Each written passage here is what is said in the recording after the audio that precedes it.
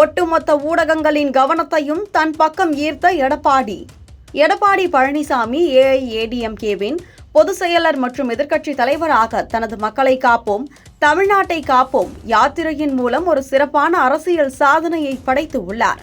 ஜூலை 7, 2025 அன்று தொடங்கப்பட்ட இந்த பிரச்சாரம் 34 நாட்களுக்குள் 100 தொகுதிகளை உள்ளடக்கிய 10,000 கிலோமீட்டர் தூரத்தை கடந்து 52 லட்சம் மக்களை நேரடியாக அணுகியுள்ளது.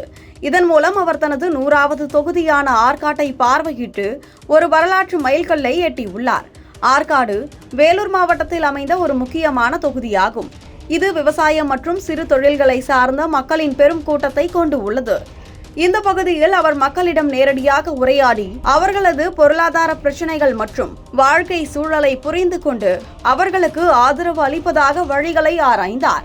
இந்த யாத்திரை சிறப்பு வடிவமைக்கப்பட்ட பஸ்ஸில் நடைபெற்று 1,50,000க்கும் மேற்பட்ட விவசாயிகள், தொழிலாளிகள், மீனவர்கள் மற்றும் பிறருடன் நேரடியாக உரையாடி அவர்களது பிரச்சனைகளுக்கான வேலைவாய்ப்பு இயலாமை, விலைவாசி உயர்வு மற்றும் முறிந்த வாக்குறுதிகளை எடுத்துரைத்து உள்ளது.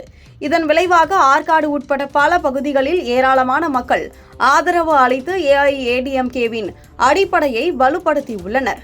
எடப்பாடி பழனிசாமியின் உரைகள் மற்றும் சாலை பயணங்கள், தொலைக்காட்சி மற்றும் சமூக ஊடகங்களின் மூலம் நாடு முழுவதும் கோடிக்கணக்கான மக்களை சென்றடைந்து உள்ளன.